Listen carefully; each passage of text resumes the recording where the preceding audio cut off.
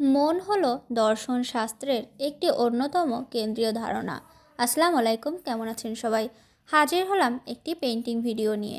ছবি আঁকতে আঁকতে কিছু কথা আপনাদের সাথে শেয়ার করব। আশা করি আজকের ভিডিওটা আপনাদের ভালো লাগবে। মন বলতে সাধারণত বোঝায় যে বুদ্ধি এবং বিবেক বোধের এক সমষ্টিগত রূপ, যা চিন্তা, অনুভূতি, আবেগ, ইচ্ছা এবং কল্পনার মাধ্যমে প্রকাশিত হয়। মন কী এবং কিভাবে কাজ করে সে সম্পর্কে অনেক রকম তত্ত্ব প্রচলিত আছে। এসব তত্ত্ব নিয়ে মূলত চিন্তাভাবনা শুরু হয়েছে প্লেটো, অ্যারিস্টটল এবং অন্যান্য প্রাচীন গ্রিক দার্শনিকদের সময়কাল থেকে। মন এক আধ্যাত্মিক ধারণা যা মানুষ শুধু কল্পনা করতে পারে, যাকে স্পর্শ করা যায় না। মানুষ কাউকে উপলব্ধি করতে চাইলে মানুষ ভাবে যে সে মন থেকেই করছে। কোনো বিষয়ের প্রতি সম্পর্কিত হতে হলে মানুষের চিন্তা, চেতনা, ধ্যান ধারণা বা সুখ দুঃখ অনুভূতির প্রয়োজন হয়, যা মানুষ মন থেকে শরীরের আচরণের মাধ্যমে বহিঃপ্রকাশ ঘটায়। মানুষের বেশ কিছু জৈবিক চাহিদা রয়েছে।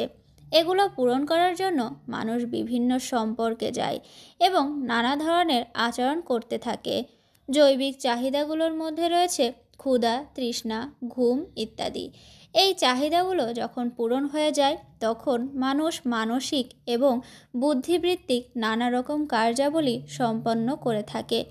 এভাবে মানুষ কখন কোন জৈবিক আচরণ করে এবং তারপর কখন কিভাবে সে তার মানসিক এবং বুদ্ধিবৃত্তির আচরণগুলো করা শুরু করে, সেই মানবিক পদক্ষেপ হিসেবে সুপরিচিত।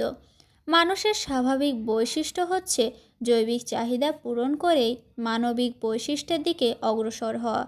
সাংস্কৃতিক চর্চা, বৈজ্ঞানিক চর্চা, দার্শনিক চর্চা, সাহিত্য চর্চা, গল্প করা, আয়েশ করা প্রভৃতি মানবিক পদক্ষেপজনিত আচরণ।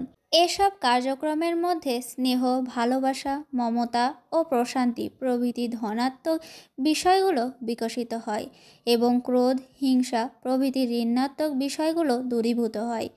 তবে জৈবিক চাহিদা পূরণ না হলে মানুষ মানসিক চাহিদা পূরণ করার জন্য অগ্রসর হতে চায় না।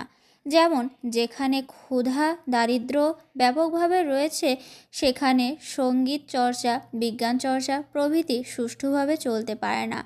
মন হলো মানুষের ভাবনা চিন্তা, যার নিয়ন্ত্রণ মানুষের মধ্যে না থাকলে মানুষ অস্থিরতায় ভোগে এবং জীবনের সঠিক লক্ষ্যে পৌঁছাতে পারে না।